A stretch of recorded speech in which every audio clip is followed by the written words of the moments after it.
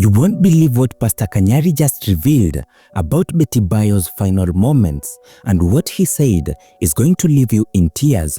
The gospel world is shaking right now, and Pastor Kanyari just broke his silence. Kenyans across the nation are weeping uncontrollably after hearing his painful confession.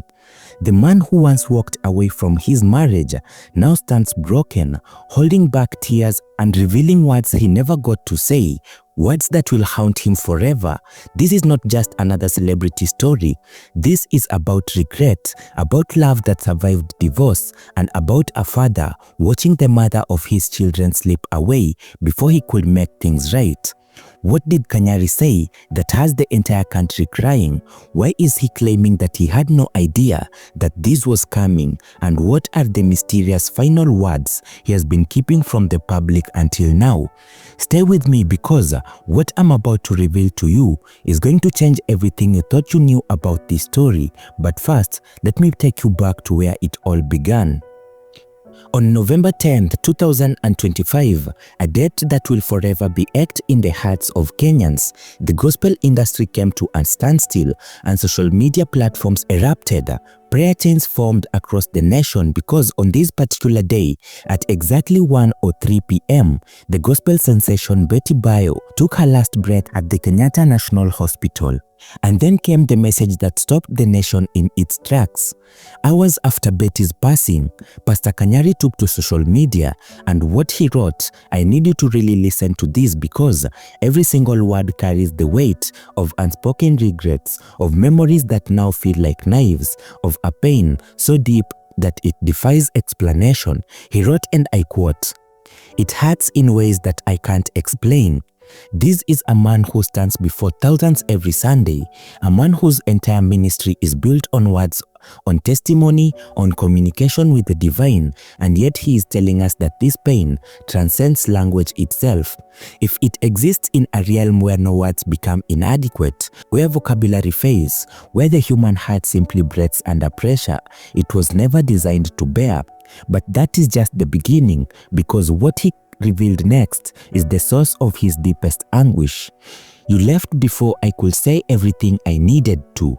And this wasn't about a casual conversation. This wasn't about a small talk or catching up. There were things, important things, necessary things that Kanyari had been carrying in his heart, things he had planned to tell Betty Bayo, and things he thought he had time to express, and now that time had been stolen forever.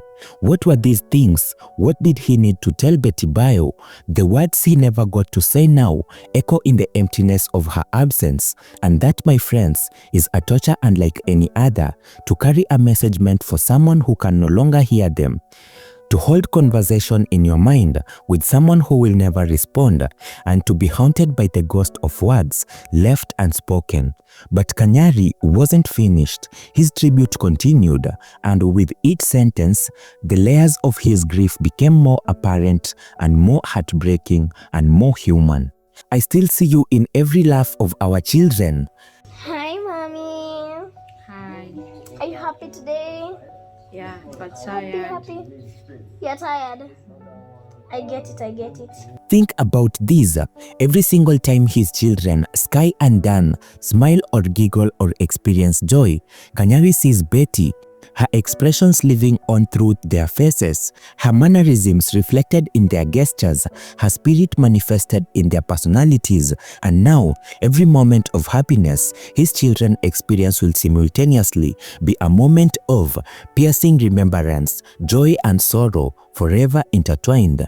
In every little habit that reminds me of you. And this is not just the big moments, it is the small things, the way one of the kids tilts their head when they are thinking, the particular way they laugh, or something funny, the food they like, the songs they hum to, 1,000 tiny habits passed down from mother to children, each one now serving as a living memorial, and each one now a reminder of what was lost. And then perhaps came the most powerful acknowledgement of all. We had our moments, both the fire and the calm, but through it all, you are family.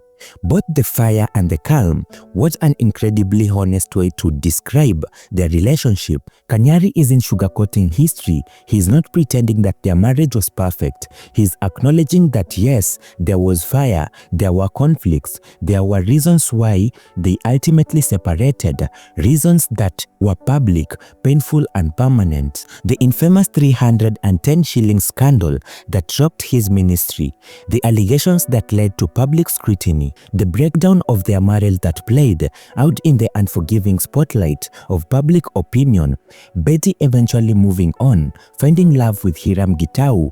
Somewhere along the journey, they found peace. They discovered that while romantic love had ended, a different kind of love remained. The love of co-parents who put their children first. The love of two people who once shared everything, learning to share the most important thing, raising Sky and Dan together.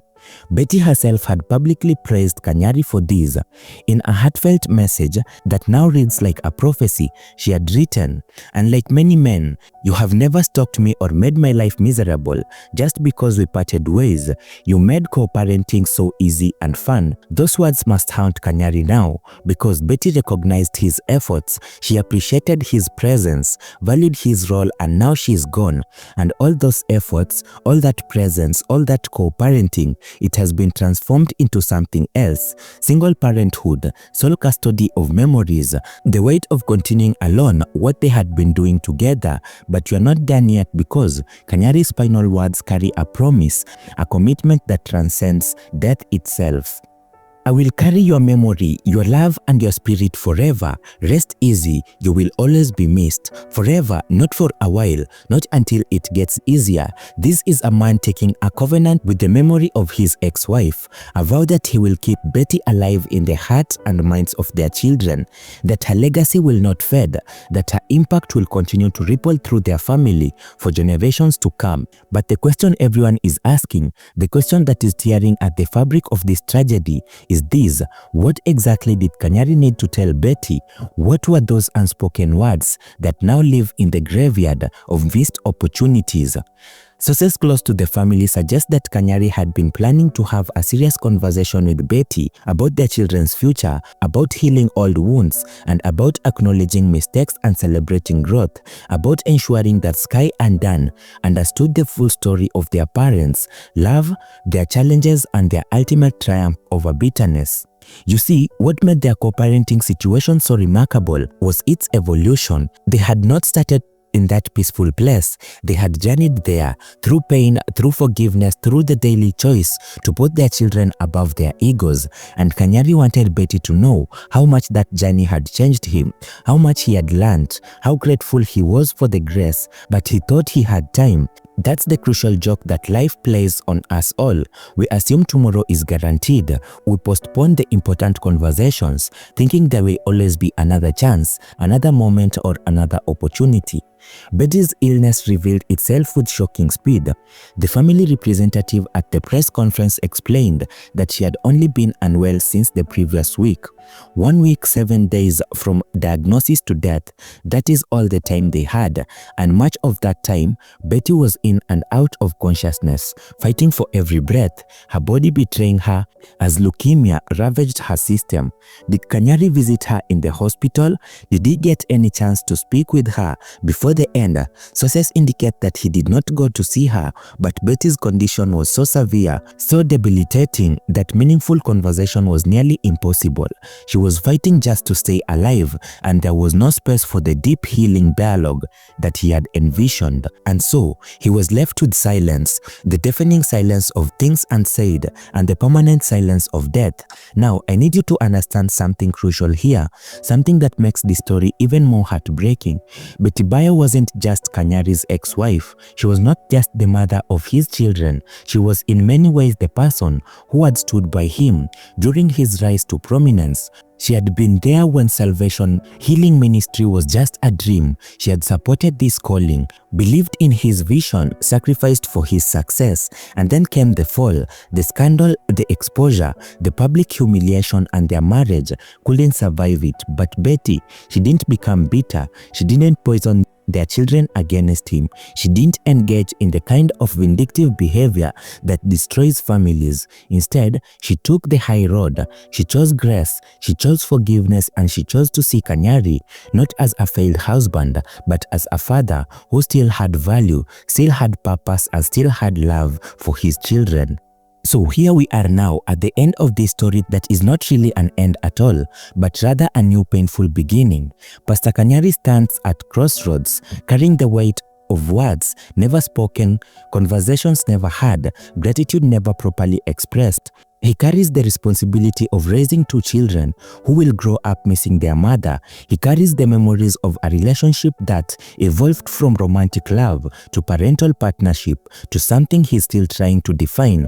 The tears that fell at that press conference were not just about loss, they were about regret, about mortality, about the fragility of time and the permanence of death. They were about a man recognizing, too late, that we never truly know when our last opportunity to speak will be, that we never really can predict when someone we love will be taken from us, that tomorrow is promised to no one, and words left unspoken today may never find their voice. Betty Bayo's death has left Kenya in mourning.